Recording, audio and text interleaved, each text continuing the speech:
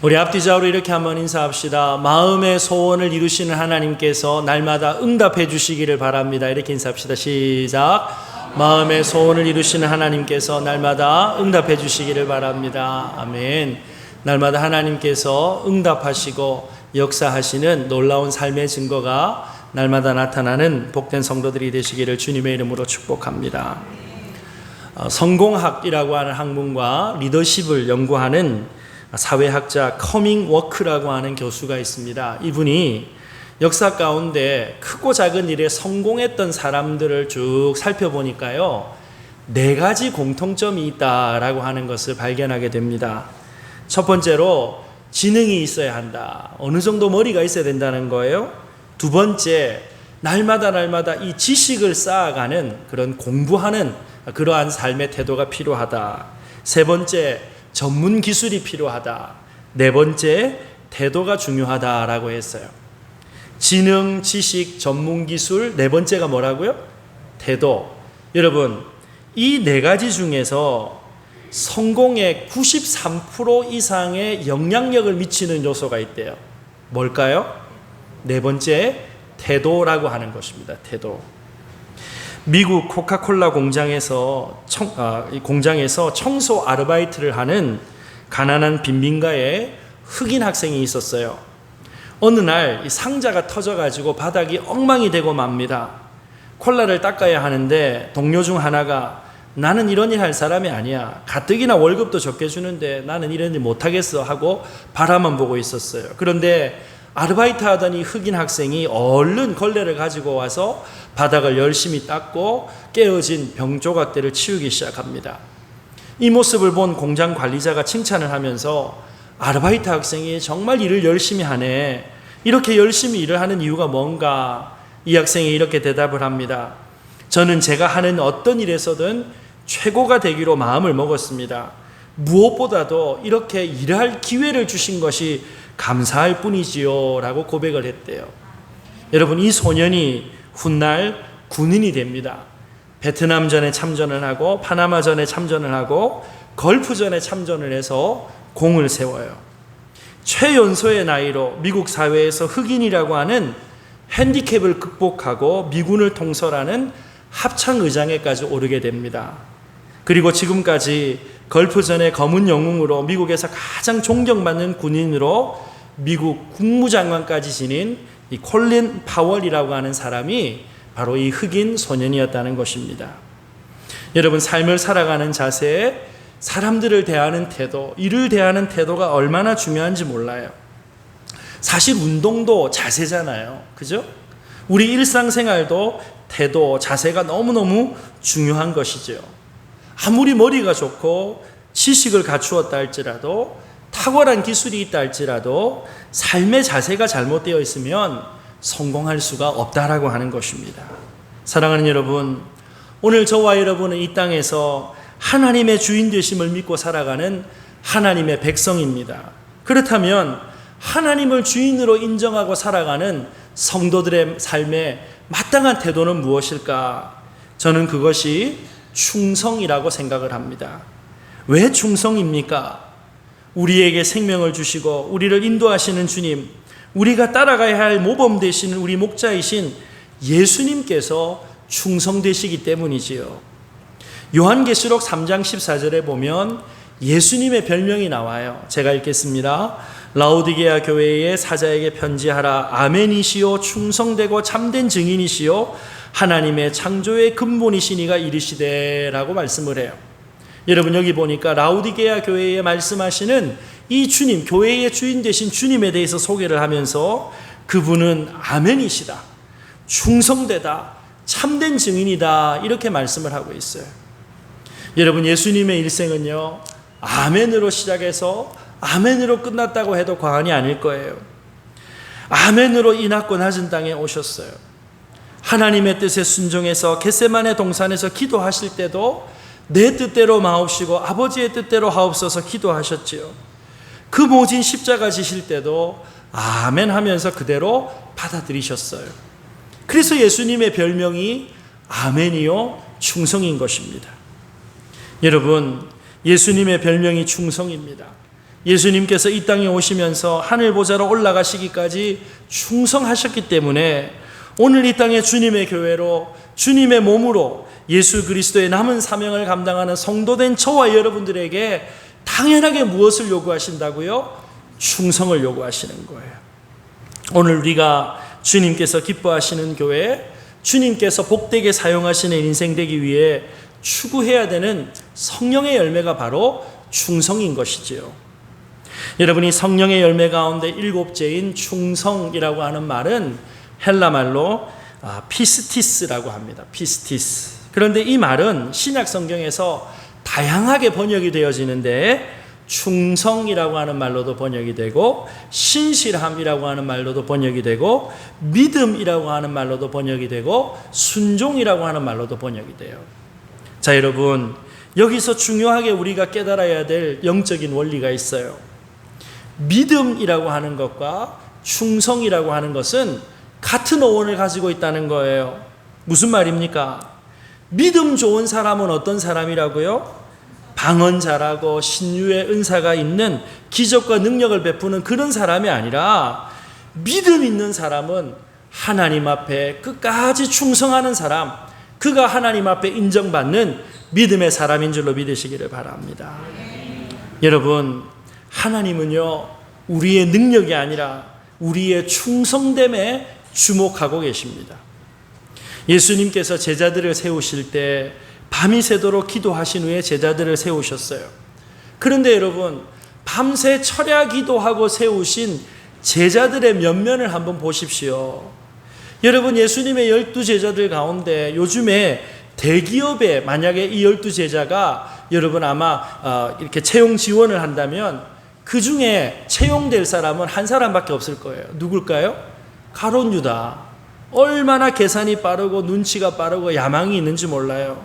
그런데 여러분, 예수님께서 철야기도 하시면서 세우신 제자들요, 다 보잘것없어요. 보잘것없어요. 그런데 한 가지 보셨어요. 이들의 충성됨을 보신 줄로 믿으시기를 바랍니다. 여러분, 예수님의 제자를 대표하는 베드로 어떤 사람입니까? 고기 잡으러 나아가서 밤새도록 잡은 것이 아무것도 없어요. 그런데 예수님께서 말씀하시니까요, 말씀을 의지해서 다시 바다로 나아가 그물을 던지잖아요. 예수님 잡히시는 날에 예수님 모른다고 부인하긴 했지만 그래도 그 예수님의 옆자리를 끝까지 지키는 우직한 충성된 사람이 바로 베드로였어요. 여러분, 실패했지만 넘어졌지만 그럼에도 불구하고 끝까지 자리를 지키는 이 베드로의 충성됨을 우리 주님께서는 기뻐하시고 사용하신 줄로 믿으시기를 바랍니다. 여러분, 성공한 사람, 능력 있는 사람만 하나님께서 사용하신다면 우리 중에 하나님 손에 들려 사용될 만한 사람이 과연 몇이나 되겠습니까? 여러분, 세상에서 얼마나 성공했는가, 얼마나 많은 것을 소유했는가, 우리 주님 눈에는 다 부질없는 거예요. 우리 인생을 향한 하나님의 관심은 우리가 얼마나 성공했는가에 있지 않습니다. 하나님은 자신에게 맡겨진 일에 얼마나 신실했는가, 주님의 말씀이라고 하면 끝까지 아멘 하면서 순종했는가, 이 기준으로 저와 여러분의 인생을 평가하는 줄로 믿으시기를 주님의 이름으로 축복합니다. 자, 그렇다면 성경이 말하는 충성, 좀 더 구체적으로 어떤 것일까요? 첫 번째로, 충성은 마음의 변화로부터 시작된다라고 하는 것을 우리가 기억해야 됩니다. 충성이라고 하는 말의 헬라어가 피스티스라고 하는 말을 쓴다 그랬어요. 그런데 여러분, 이 피스티스라고 하는 말의 말의 어원이 같은 헬라어 페이도라고 하는 말에서 나온대요. 페이도. 그런데 여러분, 이 페이도라고 하는 말은 수동형의 의미를 가져요. 무슨 말인가? 여러분, 페이도라고 하는 뜻이 누군가로부터 설득당하다라고 하는 뜻을 가지고 있다는 거예요. 그래서 여러분, 이 페이도라고 하는 말에서 영어 단어 설득시키다라고 하는 persuade라고 하는 단어가 나왔대요. 그래서 여러분, 이 원어의 의미로 보면 충성이라고 하는 게 뭐냐면요, 하나님께 설득된 상태라는 거예요. 하나님께 설득되어져서 마음으로부터 승복하는, 하나님께 승복하는 태도가 충성이라는 거예요. 자, 그런가 하면 히브리 말로 이 충성이라고 하는 말, 믿음이라고 하는 말과 똑같은 단어를 쓰는데 아만이라고 하는 단어를 써요. 아만. 그런데 여러분, 이 아만이라고 하는 말이 어떤 말하고 비슷해요? 우리가 교회에서 자주 쓰는 말이에요. 아멘이라고 하는 말과 어원이 같아요. 그런데 여러분, 이 아만이라고 하는 말의 뜻이 뭐냐? 하나님의 말씀을 심령에 간직하다, 하나님의 말씀을 마음판에 두다라고 하는 뜻을 갖고 있다는 거예요. 그러니까 여러분, 충성이라고 하는 게 무슨 뜻인가? 억지로, 마지못해서, 체면 때문에 하는 것이 아니라 하나님의 말씀이 내 안에 들어와서 나를 설득한다는 거예요. 그래서 이 말씀 가운데 하나님의 말씀이 이루어진다라고 하는 확신, 하나님의 말씀이 우리를 설득시켜요. 그래서 이 하나님의 말씀에 설득되어져서 하나님의 뜻에 자발적으로 기쁨으로 생명까지 내어놓으면서 순종하는 태도가 바로 충성이다라고 하는 것입니다. 여러분, 충성이라고 하면 우리는 자꾸 외면적인 어떤 행동들을 생각하잖아요. 그런데 이러한 외적인 행동 이전에 하나님이 우리에게 물어보시는 거예요. 우리의 삶이 날마다 하나님의 말씀에 설득당하고 있는가? 우리의 내면에 하나님의 말씀에 두 손 들고 항복해서 충성하는가? 우리의 마음의 동기를 하나님은 살펴보신다는 것입니다. 여러분, 한 사람의 마음이 충성되었는가 아닌가, 그 마음이 하나님의 말씀에 설득되었는가 아닌가, 여러분 언제 알 수 있을까요? 나의 손해와 이익이 계산되기 시작할 때 보면 알 수 있어요. 자, 무슨 말인가? 그 마음 가운데 지금 당장은 손해보는 것 같지만 하나님께서 갚아주신다, 하나님께서 인도하신다, 하나님께서 보호하신다라고 설득된 사람, 아니 더 나아가서 하나님께서 나를 위해서 베풀어 주신 은혜가 너무 크다라고 하는 사실을 깨닫는 사람은요, 손해보는 상황 가운데서도 자기 몸을 던져서 끝까지 충성하며 순종하게 되는 줄로 믿으시기를 바랍니다. 그래서 하나님은 우리가 얼마나 많은 일을 하는가 보다 우리의 마음이 하나님 앞에 두 손 들고 항복했는가, 그것을 더 물어보시고 관심 있어 하시는 거예요. 여러분, 날마다 우리의 마음이 하나님께 항복되어지는 충성된 성도들이 되기를 바랍니다. 하나님 앞에 항복하고 내 인생의 주인이 하나님이십니다. 나의 생사여탈권이 하나님께 있습니다. 그래서 그 생사여탈권이 주님께 있기 때문에 삶의 마지막 순간까지 충성할 수 있는 복된 성도들이 되시기를 주님의 이름으로 축복합니다. 여러분, 이런 믿음이 있으면요, 우리 인생에 이해하지 못하는 위기와 고난이 찾아와도 하나님을 향해서 변치 않는 믿음으로 끝까지 충성하며 나아갈 수 있는 거예요. 여러분, 성도들이 애창하는 곡 가운데 하나님 한 번도 나를 실망시킨 적 없으시고 라고 하는 노래가 있어요. 여러분, 이 곡을 쓰신 분이 찬미예수의 최용덕 간사님이라는 분입니다.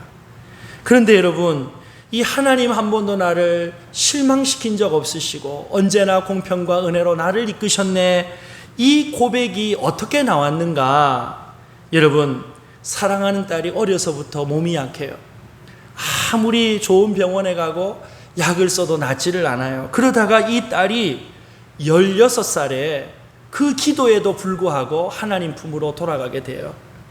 여러분, 정말 16살이라면 한참 이쁠 때잖아요.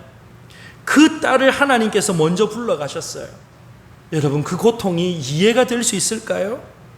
그런데 여러분, 이 최용덕 간사님이 그럼에도 하나님은 한 번도 나를 실망시키신 적이 없다라고 고백합니다.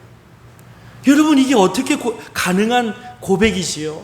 여러분, 이게 이해가 되는 것입니까? 우리는요, 내가 가지고 있는 것 조금만 손해를 봐도 하나님 정말 살아계시는 건가? 내 기도가 조금만 늦게 응답이 되어져도, 응답의 가능성이 보여지지 않아도 하나님 살아계시지 않는 것 같다고 원망하고 불평하잖아요.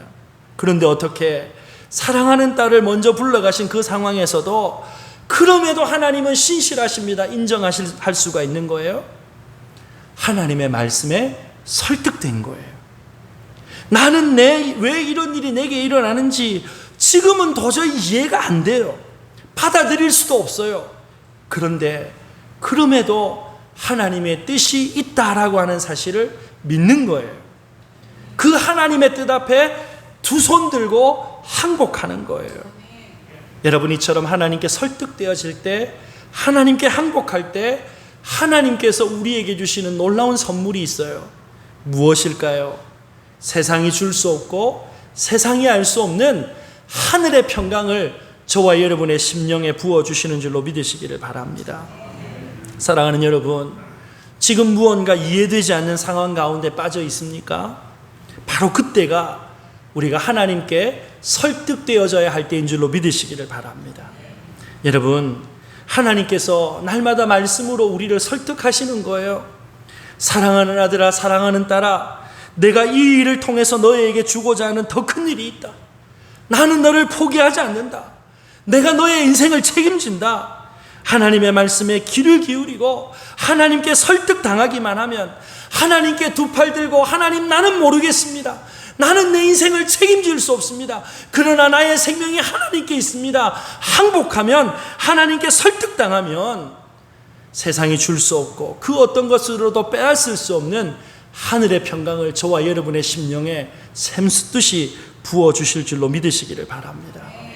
이러한 은혜가 오늘 저와 여러분의 있기를 바랍니다. 여러분, 요즘에 우리 주변을 둘러싼 상황들 한번 돌아보세요. 이해가 안 돼요. 이해가 안 돼요. 여러분, 대통령 탓하고 정치인들 탓하고 경제인들 탓하고 가진 사람들 탓한다 할지라도 여러분, 이해가 안 돼요. 이해가 안 돼요. 여러분, 이런 상황이야말로 하나님의 은혜가 필요합니다. 하나님의 말씀 앞에 설득당해서 이해할 수 없는 상황이 우리 앞에 있지만 그럼에도 불구하고 온전히 끝까지 믿음의 자리를 지키며 충성하는 하나님의 피스티스가 저와 여러분 가운데 임하기를 주님의 이름으로 축복합니다. 그런가 하면 두 번째로, 충성은요, 태도의 변화로 나타난다는 거예요. 태도의 변화로. 여러분, 한 번 하고 마는 것은 충성이 아니에요. 정치인들이 자주 하는 말 가운데 아부도 끝까지 하면 충성이다라고 하는 말이 있답니다.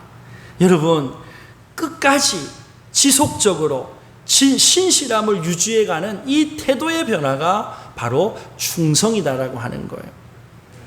오늘 마태복음 25장에 보면 달란트 비유가 나오지요. 주인이 3명의 종에게 각각 몇 달란트를 줬어요? 한 사람에게는 5달란트, 한 사람에게는 2달란트, 한 사람에게는 1달란트를 줍니다. 그런데 여러분, 이 달란트 비유에서 아주 중요한 포인트가 마태복음 25장 19절이에요. 19절 말씀 우리 한 목소리로 함께 읽을까요? 함께 읽습니다. 시작. 오랜 후에 그 종들의 주인이 돌아와 그들과 결산할세. 자, 주인이 결산을 하는데 언제 결산을 해요? 오랜 후에 결산한다. 오랜 후에.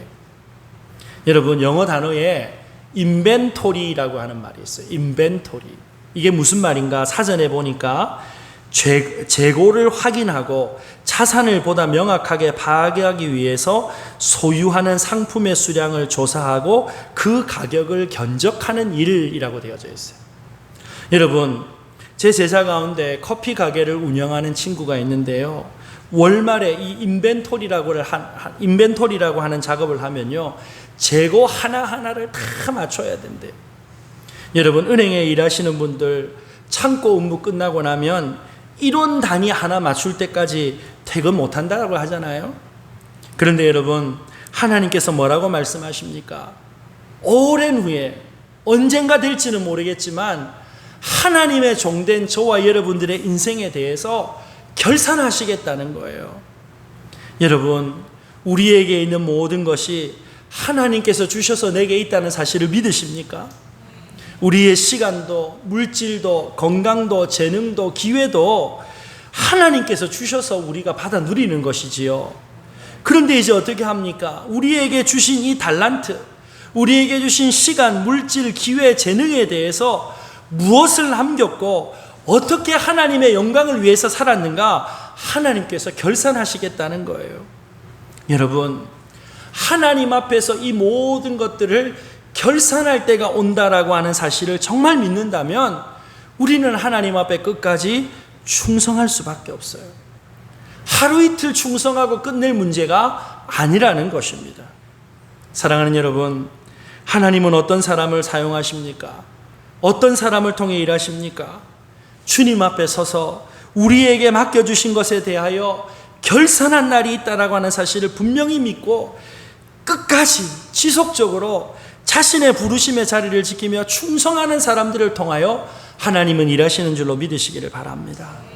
여러분, 우리가 하나님께 항복했어요. 하나님의 말씀이 우리를 설득했어요. 그래서 말씀에 순종하는 신실한 삶을 살아야 되겠다라고 결단했어요. 그러면 이제 어떻게 해야 된다고요? 생각만 하고 있으면 안 되죠.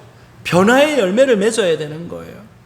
여러분, 행동하고 옮겨야지. 행동했으면 여러분 언제까지 여러분 계속 가야 되는가? 이것이 우리의 삶의 습관이 되어지고 체질이 되어질 때까지 반복하고 또 반복해야 되는 줄로 믿으시기를 바랍니다. 여러분, 하나님의 말씀에 순종하는 이 신실한 삶을 연습하고 반복하면 그것이 습관이 되어지고 태도가 되어지니까 나중에 신앙 인격으로 열매 맺는 것 아니겠습니까? 여러분, 하나님의 말씀에 언제나 순종하고 이해되지 않는 상황과 형편 속에서도 끝까지 신실함을 포기하지 않는 이 충성된 사람을 하나님께서 끝까지 사용하시는 줄로 믿으시기를 주님의 이름으로 축복합니다. 여러분, 지금 생존해 있는 미국 대통령 가운데 가장 연세가 높으신 분이 지미 카터 대통령이에요. 여러분, 지미 카터 대통령 알고 계시죠? 그런데 어떤 기자가 지미 카터의 삶을 보면서 이렇게 정의를 내렸어요. 그는 아마도 백악관이 목적이 아니었던 유일한 대통령이었을 것이다 라고 이 지미 카터 대통령의 인생을 평가를 해요. 여러분, 대부분 정치인의 최종 목표는 미국에서는요 백악관 입성이고요, 우리나라에서는 청와대 들어가는 게 아마 최종 목표일 것입니다. 그런데 여러분, 지미 카터 대통령의 목표는 백악관 들어가는 게 인생의 목표가 아니었어요. 하나님과 사람을 섬기는 것이 그의 인생의 목표였어요. 대통령이 된다는 것은 그 과정에서 얻은 하나의 자리에 불과했던 것이죠. 그러니까 백악관을 떠나서 자기 인생의 목적, 그 목적을 이루기 위한 삶의 태도는 변함이 없었던 거예요. 대통령직에서 물러나고 고향으로 돌아왔을 때 그는 다시 고향의 작은 교회에 출석을 합니다. 그리고 옛날처럼 주일학교 교사로 섬기면서 성경을 가르쳐요. 한 달에 한 번 부인 로잘린 여사와 함께 꼭 교회 청소를 당번이 되면 맡아서 했대요. 전직 대통령이 시골의 작은 교회 청소한다고 하니까 전직 대통령이 교회 청소하는 모습을 보기 위해서 관광객들이 몰려왔다라고 하는 일화가 있을 정도잖아요. 뿐만 아닙니다. 전 세계 집 없는 사람들을 도와주기 위하여서 헤비타트라고 하는 사역에 동참을 합니다. 한 달에 한 번 꼭 나가서 집 지어주는 일을 해요. 세계 평화를 위한 연구소를 세우는데요, 얼마나 열심히 공부를 하는지 국제적인 분쟁이 일어날 때마다 전 세계 사람들이 여기저기에서 지미 카터를 보내달라고 요청을 해요. 여러분, 북한의 김일성이 죽기 전에 자신이 유일하게 믿을 수 있는 서방 세계의 사람 한 사람을 꼽았는데 그가 누군가? 바로 지미 카터 대통령이었어요. 아니, 지미 카터 집사님, 이 한 사람 믿을 수 있다라고 그렇게 인정을 했대요. 사랑하는 여러분, 날이 가면 갈수록 그 인생에 빛이 나고 더 아름답고 많은 사람들에게 감동을 주는 사람, 어떤 사람일까요?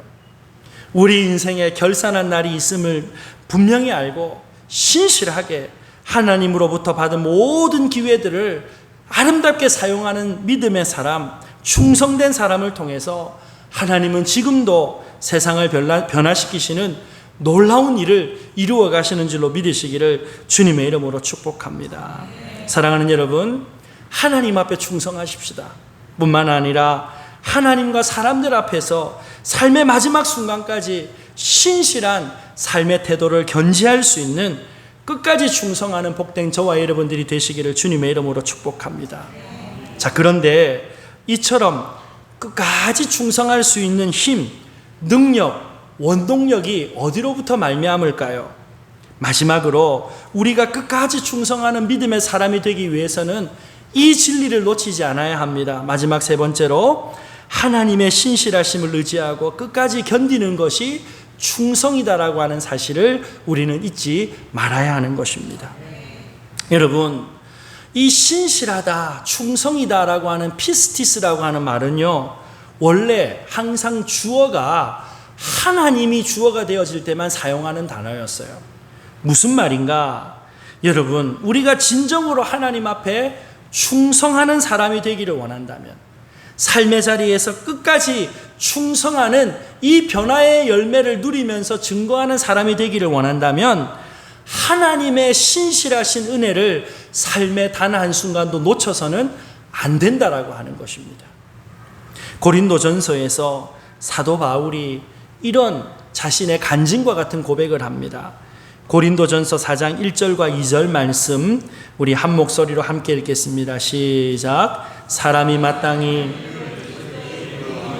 하나님의 비밀을 맡은 자로 여길지어다. 그리고 맡은 자에게 구할 것은 충성이니라. 자, 사도 바울이 자기가 스스로 종이 되기로 했다라고 말을 해요. 그런데 여러분, 이 사도 바울의 스펙이 어떻습니까? 지금으로 치면요, 명문대학 나온 사람이에요. 유학까지 다녀온 사람이에요. 이름만 대면 다 알만한 유명한 집안 출신이에요. 여러분, 그냥 있으면 세상적으로 성공하고 사람들을 부리고 살 사람인데, 그런 바울이 왜 스스로 그리스도의 일꾼이 되어지고 나중에 그리스도 예수를 위해 많은 이들을 위해 스스로 목베어 죽는 죽음을 당했습니까? 여러분, 일반적으로 생각하면 세상의 논리로 보면 이건 자연스럽지 못한 거예요. 내가 능력이 있고 누릴 것이 많은데 왜 스스로 종된 삶을 스스로 선택하냐 말이죠. 그런데 여기에 대한 사도 바울의 답변이 있어요. 디모데전서 1장 13절과 15절 말씀입니다. 우리 한 목소리로 함께 읽습니다. 시작. 내가 전에는 비방자요 박해자요 폭행자였으나 도리어 긍휼을 입은 것은 내가 믿지 아니할 때에 알지 못하고 행하였음이라. 미쁘도다 모든 사람이 받을 만한 이 말이요 그리스도 예수께서 죄인을 구원하시려고 세상에 임하셨도다 하였도다. 죄인 중에 내가 괴순이라. 여러분, 여기 보니까요, 사도 바울이 일평생 사도 바울 자신을 지배하는 자기 자신에 대한 뚜렷한 정체성이 하나 있었어요. 뭡니까? 나는 하나님 앞에 죄인의 괴수다. 죄인 중에 죄인이라는 거예요. 하나님 앞에 고개를 들지 못하는 인생이라는 거예요. 그런데 이 죄인 중에 괴수와 같은 나에게 하나님께서 은혜를 베풀어 주셨다는 거예요.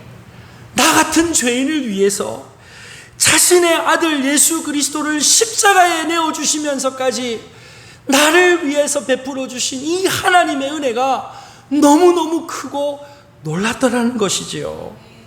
여러분, 이 은혜에 대한 감격, 이 은혜에 대한 감사가 사도 바울을 붙잡고 있었어요. 그런데 여러분, 이 놀라운 하나님의 사랑과 이 하나님의 은혜와 변함없는 하나님의 신실함을 경험하고 나니까 스스로 종된 삶을 선택할 수밖에 없더라라고 사도 바울은 고백하고 있는 것입니다. 사랑하는 여러분, 하나님 앞에 받은 바 은혜를 기억하면, 하나님께서 나의 인생에, 우리 인생에 베풀어 주신 은혜를 기억하면 우리 아무도 하나님 앞에 교만할 수가 없어요. 사람 앞에 교만할 수가 없어요.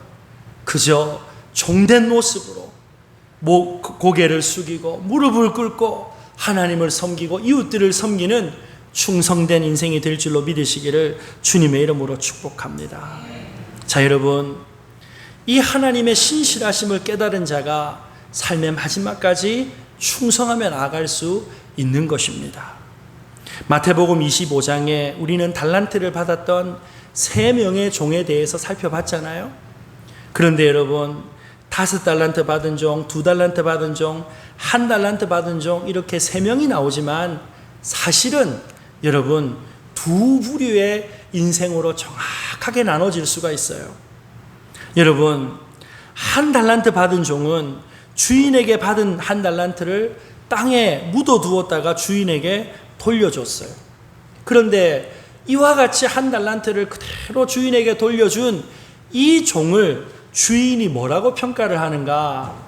악하고 게으른 종이라고 평가를 해요. 여러분, 이 책망이 너무 지나쳐 보이지 않아요? 원금 잃어버린 것도 아니에요. 여러분, 요즘 같은 때 원금만 보전해도 여러분 다행이라고 하지 않겠어요? 그런데 여러분, 원금 잃어버리지 않았어요. 손해본 것도 없어요. 그런데 주인이 무엇 때문에 이 종을 악하고 게으르다고 평가했을까요? 마태복음 25장 24절과 25절 한 목소리로 우리 같이 읽겠습니다. 시작. 한 달란트 받았던 자는 와서 이르되 주인이여 당신은 굳은 사람이라 심지 않는 데서 거두고 해치지 않는 데서 모으는 줄을 내가 알았으므로 나가서 당신의 달란트를 땅에 감추어 두었나이다. 보소서 당신의 것을 가지셨나이다. 자, 여기 보니까요, 한 달란트 받은 자가 주인에게 답변을 하는데 평상시 이 한 달란트 받은 종이 주인에 대한 자기의 생각이 이 답변에 고스란히 다 드러나고 있어요.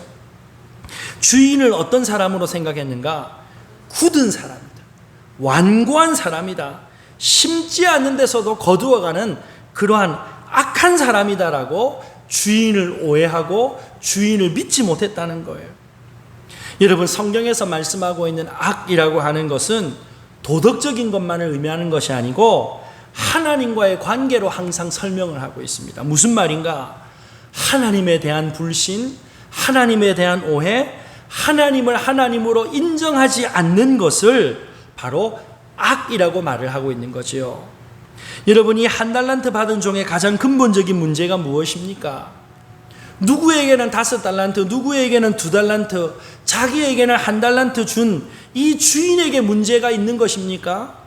여러분, 사실 주인이 5달란트, 2달란트, 1달란트 줄 때 모든 종들을 다 믿었기 때문에 달란트를 맡긴 거죠.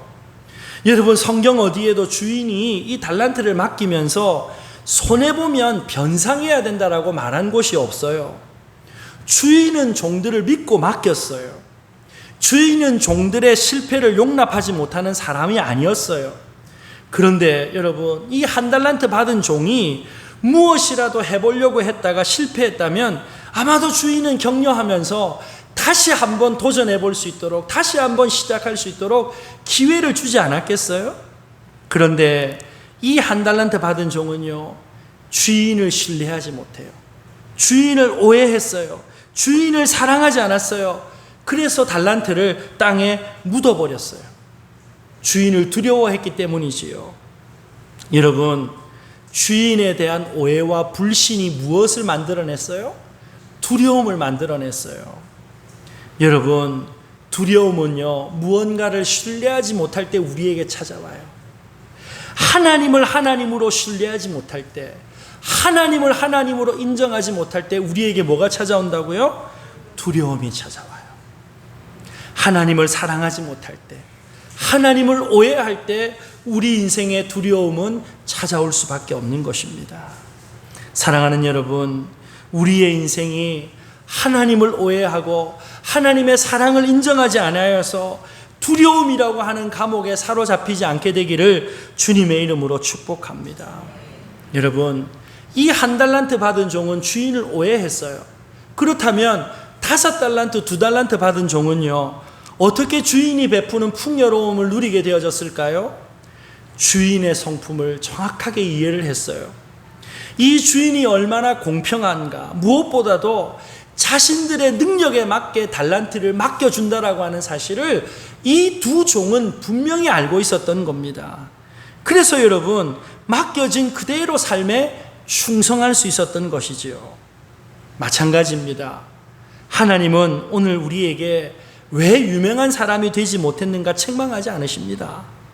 왜 많은 것을 남기지 못하였냐라고 책망하지 않으십니다. 우리를 부르신 그대로 하나님께서 교회를 섬기라고 은사를 주시고 이웃들을 섬기라고 능력을 주셨어요. 하나님의 백성이라고 하는 분명한 부르심과 소명을 주신 줄로 믿으시기를 주님의 이름으로 축복합니다.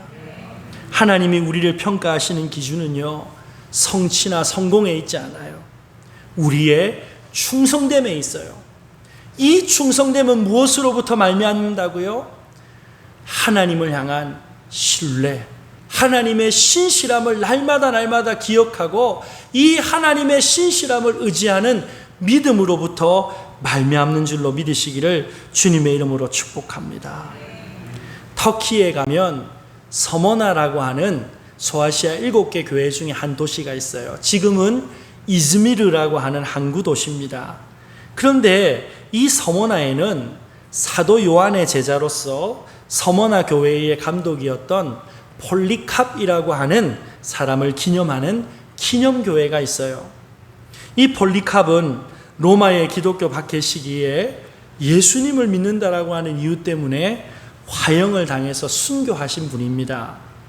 이 폴리캅이 화형당하기 전에 이 폴리캅의 인생이 너무 아름다웠고 그의 삶이 많은 사람들에게 감화감동을 끼치는 사람이었기 때문에 이 서머나 지역을 감독하던 로마 총독이 폴리캅에게 이런 회유를 합니다.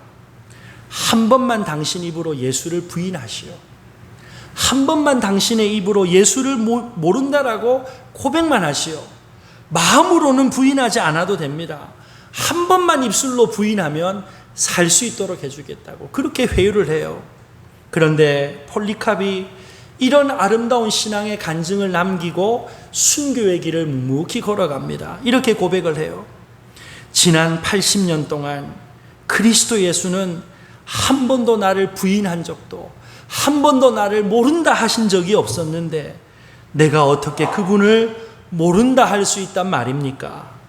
내 몸에 잠깐만의 고통을 줄 이 불로 나를 겁주려 하지 말고 하나님을 대적하는 자들에게 예비된 영원한 지옥의 불을 두려워하시오라고 당당하게 그렇게 예수 그리스도의 은혜와 복음을 마지막까지 증거했다라고 합니다.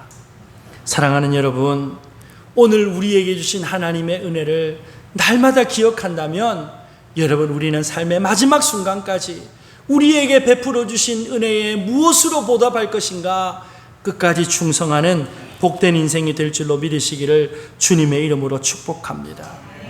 여러분, 미국의 해병대는 전 세계에서 가장 강한 군대로 알려져 있어요.